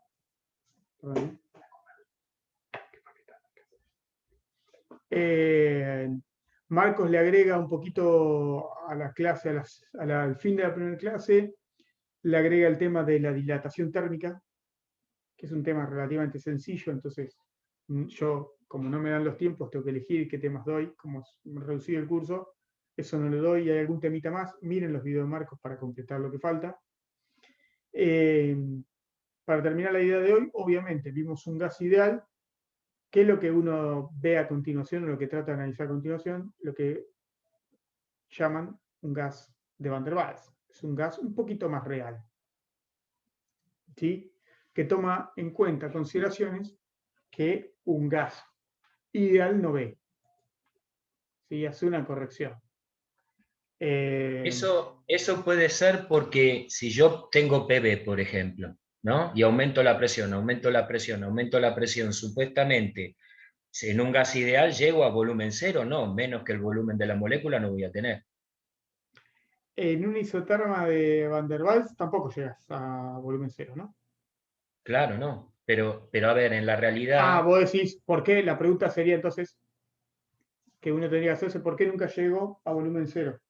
Claro, porque primero no llegaría a cero nunca si cambio la escala de grado centígrado a grado Kelvin, porque a cero Kelvin no voy a llegar nunca y además no estoy en condiciones de lo que el parámetro que estamos usando nosotros del gas ideal. Pero además, si yo pongo gente como molécula y como las películas de terror le aplasto una pared, le voy acercando cada vez más, menos que el tamaño del cuerpo de la gente, no lo voy a no ser que lo aplaste. O sea, menos que el volumen de la molécula, no puedo bajar. Bien, bueno, algo así, pero en realidad lo piensa distinto Van der Waals. Ahora te digo por qué. Deme un segundo que compro yerba.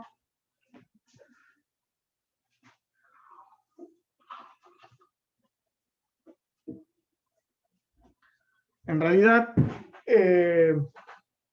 Van der Waals escribe la ecuación, hay varias formas de escribirla. Les voy a anexar al Drive un paper de educación de la editorial Sevier que se llama es sobre Van der Waals. Uy, lo saqué de acá, lo tengo en el otro.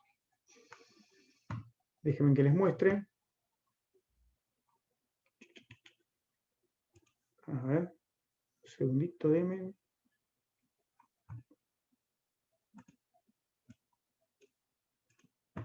¿Dónde lo tengo?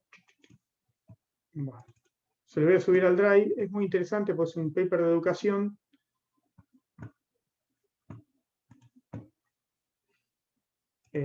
Para que lean Van der Waals de ahí. Es de una editorial, probablemente la editorial más grande del mundo, una de las más grandes del mundo, creo que es del Sevier esta.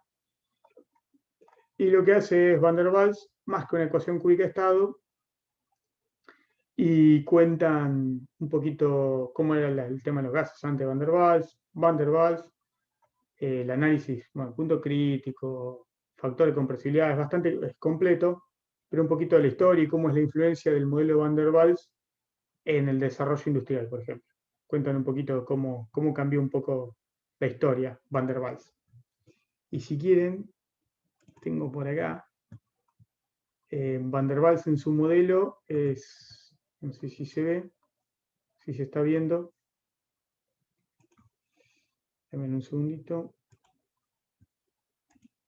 Esto es la imagen del trabajo de Van der Waals, que el trabajo de Van der Waals no fue ni más ni menos que su tesis doctoral.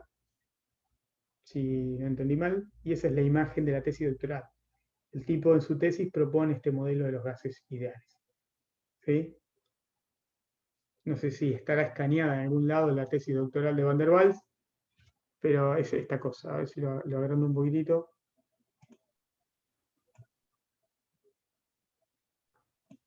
¿Sí? ¿En qué está? ¿En alemán? Debe ser en alemán, sí.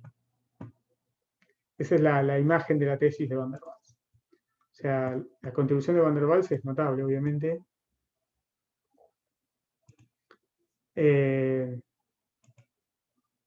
Tipo claramente sabía lo que hacía y pudo corregir lo que, o sea, la ecuación de estado en gas ideal. Entonces ahí sí vamos a ver qué es lo que hace Van der Waals o qué es lo que propone en su tesis. ¿Qué correcciones agrega? Uno, dice que las moléculas de gas, ¿sí?, son o tienen volumen finito. ¿Cómo afecta eso a nuestra ecuación? El hecho que las moléculas de gas tengan un volumen finito, aparece un término que habitualmente llamamos covolumen, pero ese término lo que hace es tomar en cuenta que ya las moléculas para moverse dentro de la caja no disponen de toda la caja. No te escucho, Jaime, porque estás así muteado. El hecho de que las moléculas tengan un tamaño finito ya no disponen de toda la caja para moverse. El espacio disponible, por eso digo, la corrección no es estrictamente sobre el volumen, o sea que como que disminuye, sino que es el volumen disponible de las moléculas para moverse, lo que estoy tomando en cuenta. Cambia ese factor, ¿sí? Y la otra corrección que hace es decir, bueno, ahora las moléculas, ya cuando están a corta distancia entre sí, se ven. Entonces aparecen fuerzas de atracción entre moléculas. Esas son las dos correcciones que hace Van der Waals. O sea, en algunos lados es como una continuidad. Hay un modelo previo que termina siendo, si mal no recuerdo los nombres, es la ecuación de Clapeyron, ¿sí? Que es la ecuación de estado para un modelo de gas de esferas duras, ¿sí? Que ahí en ese modelo solamente se toma en cuenta que las moléculas tienen un volumen finito, ¿sí? Y las moléculas no se pueden interpenetrar, entonces son dos esferas que se acercan, y el máximo acercamiento que tengo es como si fuesen dos pelotas que se acercan, dos bolas de hierro que se acercan, por ejemplo. No las puedo meter una entre otras. Ese es el modelo de Clapeyron, no me acuerdo cómo se pronuncia, ¿sí? De un modelo de esferas interpenetrables o esferas duras, ¿sí? Y Van der Waals hace esta ecuación que es de tipo semiempírica, que la voy a escribir de la manera que a mí más me gusta. Hay distintas maneras de escribirla. Yo la voy a escribir así. La ecuación de Van der Waals tiene esta forma, ¿no? P, ahora lo voy a escribir, contar por qué, más A por N cuadrado sobre B cuadrado, P menos NB igual a N por R por P. Bueno, aparecen dos. ¿Por qué me gusta escribirlo de esta manera? Porque estoy escribiendo, como siempre, conservo la estructura de la ecuación de estado del gas ideal. P por B igual a NRT. Lo que hago es corregir los términos. Al introducir las correcciones, lo que hago es corregir la presión y corregir el volumen. Este término, ¿sí? Este término acá que introduce Van der Waals es el término, lo que uno habla habitualmente, ya lo mencionamos antes, el lenguaje correcto es, hay cohesión entre las moléculas. A cortas distancias, las moléculas interactúan entre sí. Entonces, hay lo que llaman, hay una reducción en la presión, hay una presión interna de las moléculas de gas, porque estas fuerzas de cohesión, entonces introduzco un término que toma en cuenta esa interacción entre moléculas. Este término pesa cuando estoy lejos de las paredes del recipiente, ¿no? Y esta constante A, que está acá, depende de cada tipo de gas. ¿Sí? Depende del tipo de gas. Entonces, lo que hace es, el hecho de que haya interacciones a nivel molecular a corta distancia entre las moléculas, modifica la presión del sistema. Entonces, se habla de lo que es una presión interna. ¿Sí? Este término es lo que se llama habitualmente una presión interna debido a la fuerza de cohesión entre moléculas. Y el segundo término es el término de covolumen, es decir, las moléculas no pueden acceder a todo el volumen, ya toda la caja no está disponible para las moléculas porque las moléculas tienen un volumen finito. Entonces ya tengo que descontar un poquito del volumen al cual pueden acceder. ¿Sí? Y este también depende del tipo de gas. Esas dos constantes dependen del tipo de gas. Sí. Dijiste que el primer término como que es más importante lejos de las paredes, pero es lo que ¿cómo habitualmente es que me doy cuenta? No, porque lo que pasa es que cerca de las paredes tenés la interacción con la pared, por eso, habitualmente sí es eso. Pero yo no sé qué, habría que analizarlo, qué tan fuerte es la interacción con la pared, ¿no? Sí, pero, o sea, en esta ecuación no hay nada que me diga que estoy lejos de la pared. No. Dicho eso, por ejemplo, nada, tengo para el neón, o sea, previo a decir, ver los valores, por ejemplo, para el neón A vale 2,12, para tener idea de la orden de magnitud, 2,12 por 10 a la menos 2 pascales sobre metro cúbico. Y B, para el neón, vale 17,1 por 10 a la menos 6 metros cúbicos por mol. Habitualmente ustedes esta ecuación también la pueden ver reescrita como P más A sobre B cuadrado, y este es el volumen molar, ¿no? En términos del volumen molar, ¿sí? Donde B lo defino como el volumen dividido el número de moléculas. ¿Sí? Entonces esto, yo creo que lo escribí para no hacer la cuenta y perder tiempo. Si A tiene unidades metro cúbico, Sí. Pascal por metro cúbico. sí, Si no me equivoqué. Me puedo haber equivocado. me parece que no quedan las unidades. A ver. Tiene de pascales sobre mol Por metro cuadrado. por metro cuadrado. Revisen las unidades por las dudas, que yo me haya equivocado. ¿Sí? Por las deudas. Dicho, en términos de volúmenes molares, esta ecuación también, la ecuación de Van der Waals, a veces la van a ver escrita así, nada más que ves el volumen molar, ¿no? A mí me gusta más como está escrita arriba por el tema de que veo la corrección, la veo de manera muy directa, la corrección a la ecuación de estado. Una cuentita que yo hice para jugar es, por ejemplo, si uno tiene un gas de nitrógeno, acá el químico me va a poder decir, nitrógeno molecular debería ser. Si uno tiene B, para el nitrógeno molecular medido por un gas de nitrógeno, B es 39,2 por 10 a la menos 6 metros cúbicos por mol. No voy a hacer todas las cuentas, solamente voy a contar lo que hice. Si este elemento de covolumen, uno lo podría escribir B, lo puedo escribir como el volumen por el número de Avogadro, así uno hace las cuentitas. Entonces el volumen lo puedo escribir como B sobre el número de Avogadro.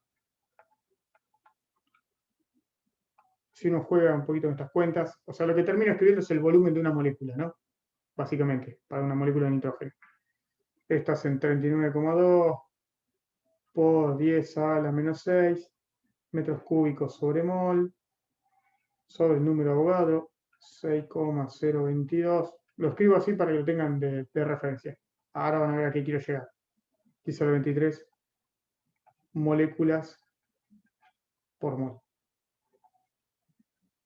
Entonces uno saca, con esta cuentita pava, saca que el volumen de una esfera rígida, de un volumen de una molécula de nitrógeno, que no es una esfera rígida estrictamente, es 0,654 por 10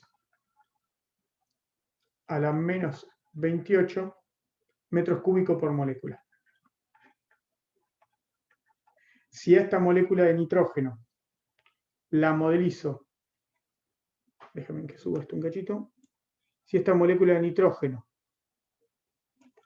con este dato que era el covolumen solamente, la modelizo como una esfera, o sea que esta lo escribo con 4/3 de pi por radio al cubo, y esto tiene que ser igual a 0,654 por 10 a la menos 28 metros cúbicos por molécula.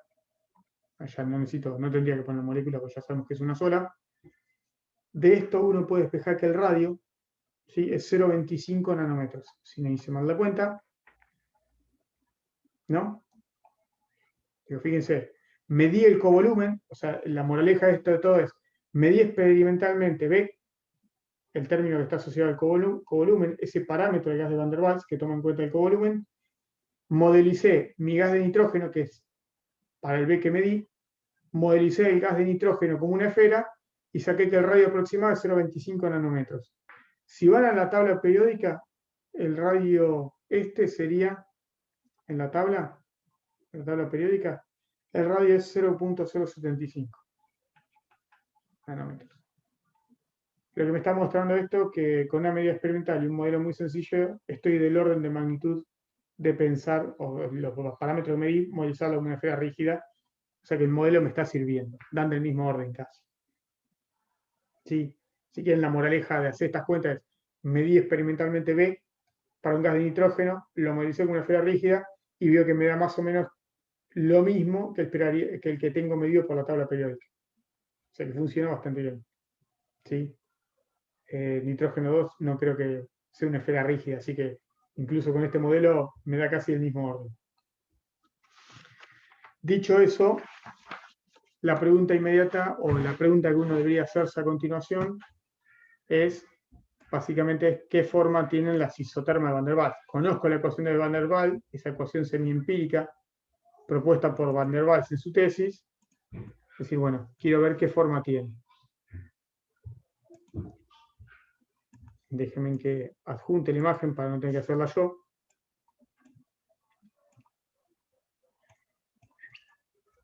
Esa es la forma que tiene un isoterma Van der Waals. ¿Sí?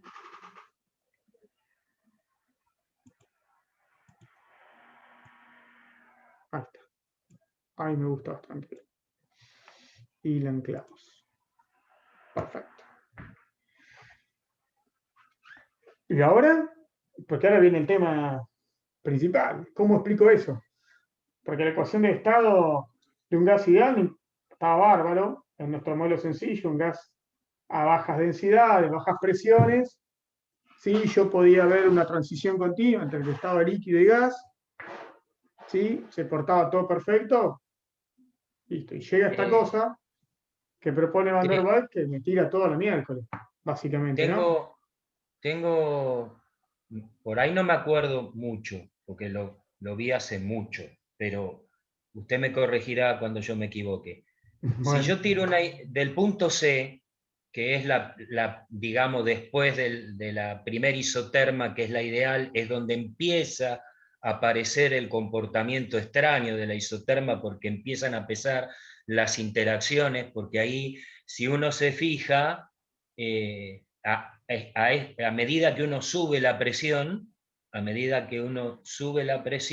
llega un punto donde empieza a comportarse bien, pero ya después se empieza a desviar. Pero hay otra serie de isotermas que forman una especie de meseta, que es cada vez más grande, que forman esta curvita que está acá, en negro remarcado. Si yo trazo una línea en esa curvita y subo y bajo, se forma una cosa que viene así, así y así, así, así y así, y uno hace la envolvente, y esa envolvente es la que yo tengo acá. ¿Sí? ¿Por qué? Porque en un momento el gas se empieza a licuar y la presión se mantiene constante. Y una vez que se transformó en líquido, la presión aumenta de otra manera. Aumenta rápidamente, se hace un salto, una pendiente altísima. Vamos a cambiarle el enfoque. O sea, a temperaturas altas, nada, la curva que tengo de un gas de Van der Waals, que es una ecuación cúbica, ¿no? En principio, a temperaturas altas que tengo, el gas se parece más o menos al comportamiento ahí a lo que llamé T1, que es bastante mayor que a TC, que es esa curva rara. Insisto, estas son las curvas que uno tenga, las isotermas que uno puede graficar, o sea, presión en función de volumen a temperatura fija, las isotermas que puedo graficar para un gas de Van der Waals, que es una ecuación cúbica. ¿Qué es lo raro? A altas temperaturas no tengo mayor problema. Cuando voy bajando la temperatura empiezo a encontrar curvas raras. ¿Esto puede ser? A eso. Algo así, pero ya, ¿para qué vamos a llegar a eso? Porque quiero mencionar las otras cosas. Hay una isoterma muy particular que presenta este punto raro donde hay un cambio en la convexidad, ¿no? Por encima de ese punto, todas son convexas iguales las curvas, que es el mismo comportamiento de un gas ideal. ¿Sí? Son convexas hacia arriba. Ahí hay una isoterma en particular que presenta lo que llamamos un punto crítico, donde cambia la convexidad. Hay una presión y un volumen, en donde uno empieza a ver que las isotermas cambian la convexidad. ¿Sí? Y después el comportamiento se empieza a hacer mucho más raro. Sube y baja, ¿no? Presenta máximos y mínimos locales, la curva esa, la isoterma de Van der Waals. Por debajo de lo que llaman la isoterma crítica, que tiene un punto crítico, empiezo a observar curvas como esta, como la que estoy marcando acá, en rojo. ¿Sí?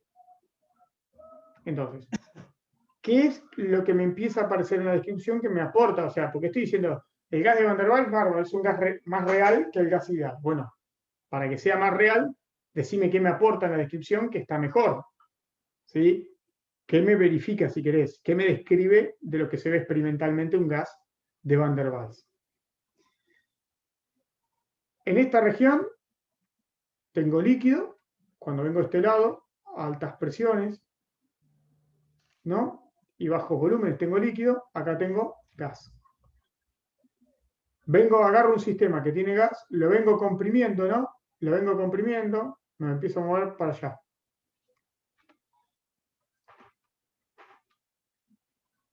Me estoy moviendo en esta curva para allá. ¿Sí? O sea que estoy comprimiendo el gas. Comprimo el gas, comprimo el gas, comprimo el gas. Llego a un punto acá. ¿Sí?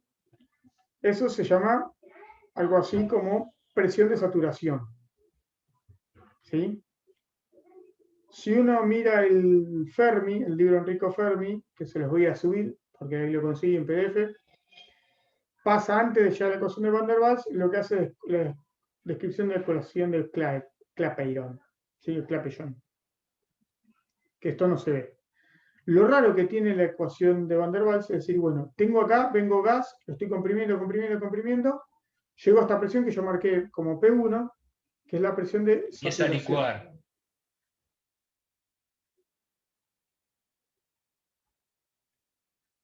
¿Sí? Voy avanzando en estados de equilibrio, equilibrio, equilibrio, equilibrio, lo hago muy lento este proceso, voy comprimiendo, y llego a este estado. En este estado, vamos a describir el camino entre lo que llaman puntos 4 y 5, sigo teniendo una única fase, sigo teniendo gas. Si muy lento voy comprimiendo, cuando pasé el volumen de saturación, que acá describimos como volumen de saturación, acá abajo en el gráfico, lo que sigo es teniendo una única fase, gas. A bajas, o sea, a alta densidad, ¿no? Porque lo estoy comprimiendo, estoy bajando el volumen hasta que llegue a un máximo. ¿Sí? ¿Está? A partir de ahí ya cualquier cosa que le haga pasa a ser líquido. En esta región, entre 4 y 5, tengo una región muy inestable. Cualquier perturbación que le haga al sistema, lo que hago es transformarlo inmediatamente en líquido. Son regiones inestables. ¿Sí? Eso es lo que llama, esta región entre 4 y 5, es lo que llama un vapor sobresaturado. ¿Sí? Son regiones inestables, creo que Marcos no lo dijo en esos términos, son regiones inestables, donde lo importante acá es que sigo teniendo una única fase, una fase de vapor a alta densidad, o sea, que aumentó la densidad, pero muy inestable desde el punto de vista de equilibrio. Cualquier cosa que le haga al sistema, rápidamente se transforma en ¿qué? En líquido. Lo mismo del otro lado, cuando voy desde 1 hasta 2, tengo un líquido, ¿sí? Que lo estoy expandiendo. Acá, estoy aumentando el volumen. No me acuerdo el nombre que le ponen, pero el comportamiento es el mismo. Entre 1 y 2, tengo una región, ¿sí? Donde tengo un líquido en un estado muy inestable, donde lo estoy expandiendo, lo hago muy lentamente, para no perturbar ese equilibrio muy raro que tengo, muy inestable. Entonces, cuando voy desde 1 hasta 2, puedo tener un líquido a más baja densidad, pero muy inestable. Cualquier cosa que le haga a ese líquido, ¿qué hace? Pumba, se transforma en gas.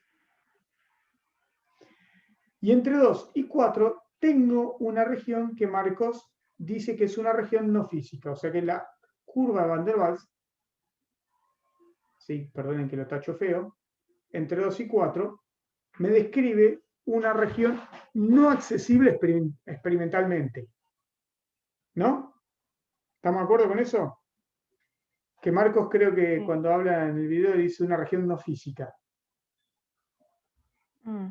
Esta región no física es porque es fíjense que es una región dependiente positiva, desde el punto de vista de la ecuación de Van der Waals, de P a de B tiene que tener pendiente positiva, pero físicamente no tiene sentido.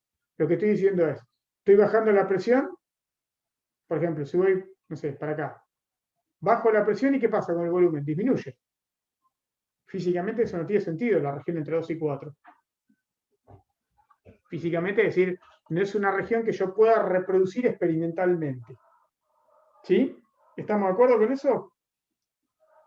Entonces, El gas de Van der Waals me aparecen regiones de sobreenfriamiento, de condensación, ¿sí? Regiones sobreenfriadas, que a veces se dice que tengo un vapor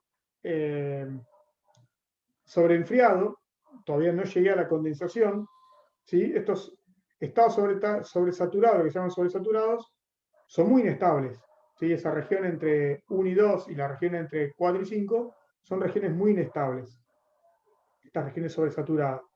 Cualquier cambio que le haga en esa región, cualquier perturbación que le haga, rápidamente se condensa el sistema.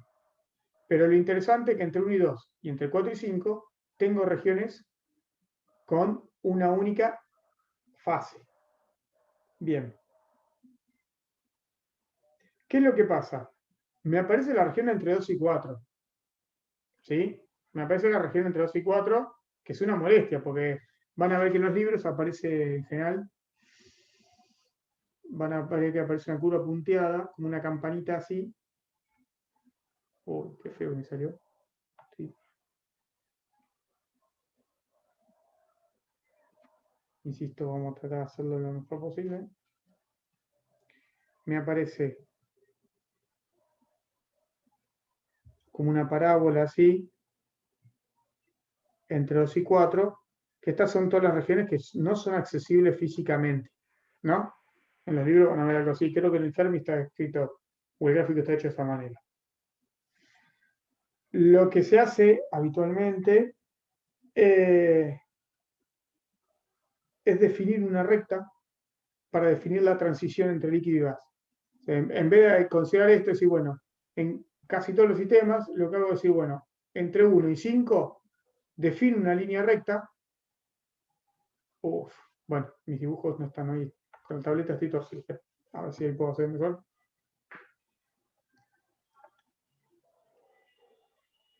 Entre 1 y 5, dicho esto, esa línea punteada, que es lo que yo llamé presión de saturación, ¿sí? Como tengo regiones inaccesibles, la unión, como que los gráficos que uno encuentra, termina siendo algo así.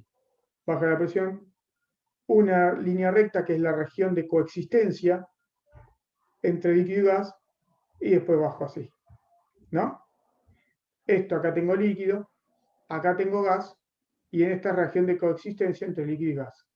Claro, que lo que va cambiando es la proporción que queda de gas y que queda de líquido, que a medida que voy aumentando la presión, aumenta la proporción de líquido, baja la de gas, y de alguna manera la presión se mantiene constante como un equilibrio. En el punto más cercano al líquido, como ya es todo líquido, un cambio de presión, para que haya un cambio de volumen tiene que ser una presión alta, monumental, entonces sube a lo bestia, digamos. Con una pendiente muy alta, muy grande, y acá es baja pendiente, ¿no? Yo quiero preguntarle, por si me acuerdo mal, y digo una estupidez, corríjame, el área, lo que buscan es que el área entre 1, 2 y 3 sea la misma que entre 3, 4 y 5 para buscar el punto donde está la recta, ¿no? Ahora la cuestión es ¿por qué? Lo que tratan es de compensar esas áreas. Sí, pero tiene que haber una razón física para eso, ¿no? Es decir, bueno, yo trazo esta línea horizontal para graficar, o sea, para sacarme encima esos estados no accesibles experimentalmente y definir la transición entre líquido y gas con estados de coexistencia, ¿no? Donde puedo encontrar las dos fases. Toda esta región horizontal es una región a una presión donde coexisten ambas fases en la transición líquido-gas. ¿Sí? Entonces, ¿cómo defino esa presión que yo llamé presión de saturación ahí? A veces por ahí la encuentran con otro nombre, esa presión de saturación. ¿Hay alguna razón física como para encontrar esa presión de saturación? ¿Cuál tiene que ser? Mientras dura la licuación, la presión se mantiene constante hasta que se transforma todo en líquido.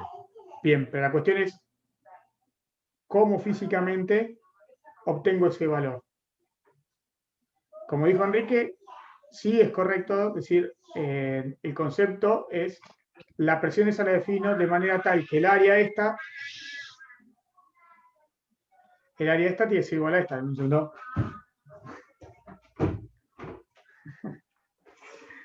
La presión, el área entre 1, 2 y 3 tiene que ser igual que el área entre 3, 4 y 5. ¿No? Ahora, ¿por qué? Porque vos decís, sí, yo lo hago eso. Perfecto. La línea horizontal que me defina dos áreas iguales, que el área 1, 2, 3 sea igual al área 3, ¿Presión 4, promedio? 5, me da perfecto. Está bien, yo entiendo eso. El área 1, 2, 3 tiene que ser igual al área 3, 4, 5. Bárbaro. Entonces, eso me define la presión de saturación. Cualquier línea horizontal que cumpla esto me sirve. Pero, ¿cuál es el criterio? ¿Por qué hago eso? ¿No es una presión promedio eso? Está bien, pero O igual, sea, ¿cuál es, insisto con esto, cuál es el criterio físico de fondo para que yo diga que estas áreas tienen que ser iguales? que los efectos se compensan. En realidad, le estoy pidiendo para que eso se cumpla que es un ciclo isotérmico reversible, o sea, voy hablando de estados de equilibrio sucesivos, todavía hablamos de cosas que no sabemos, pero un ciclo isotérmico reversible, el trabajo va a ser nulo. Es decir, las áreas son iguales si en un ciclo isotérmico reversible, ¿sí? El trabajo es cero. Es decir, voy desde 1 hasta 2, a 3, a 4, a 5 y vuelvo haciendo 5, 3, 1. Si el trabajo en ese ciclo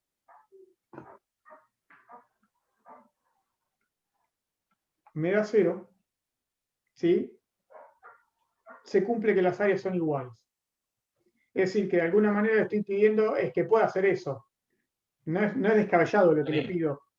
Estoy pidiendo que yo pueda ir a hacer todo ese camino, me dé lo mismo. Hago el camino 1, 2, 3, 4, 5 y después vuelvo por la línea horizontal y vuelvo al mismo estado.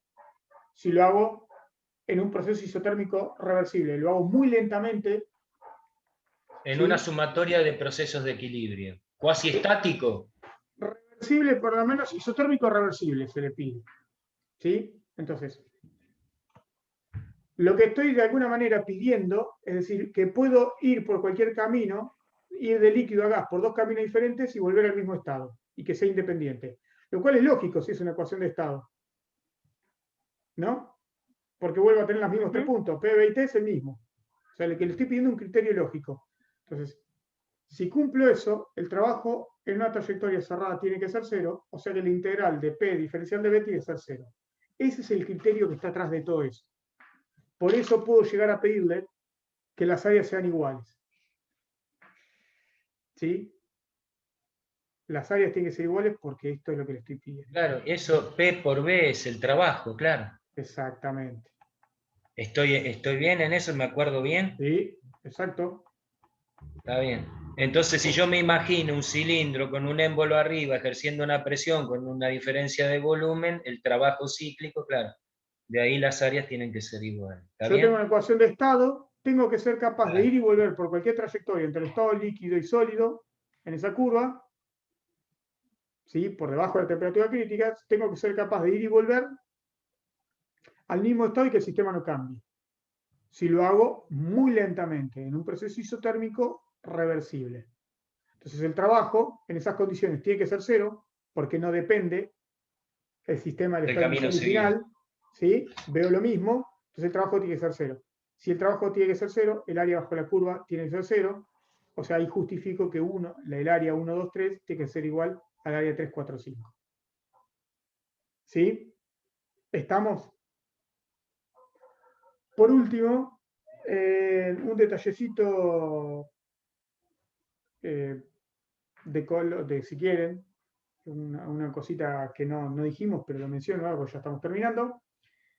Uno puede hallar la isoterma crítica, las características de la isoterma crítica o el punto crítico, viendo que acá, en el punto C, ¿qué es lo que pasa? Tengo cambios ¿en qué? En la En la pendiente. convexidad. En la pendiente y en la convexidad. O sea que tengo que pedir que dP a dB, depende cómo lo escriban, sea 0, y ahora segunda de P a dB dos veces, o en volumen molar, que yo lo escribo en términos de volumen molar, para que sea más fácil, sea igual a 0. Si uno hace estas dos cuentitas con esa ecuación, saca que el volumen molar crítico es 3B, háganlo para jugar, igual está en el trabajo. La temperatura crítica es 8 veces A sobre 27 RB.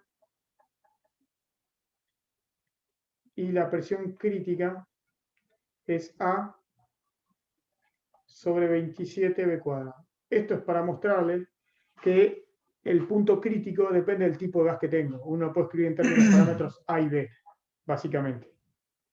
O sea, el punto crítico es decir, cuál es la presión crítica, cuál es el volumen crítico, cuál es la temperatura crítica o la isoterma crítica, depende del tipo de gas que tenga. Es decir, depende del parámetro A y depende del parámetro B.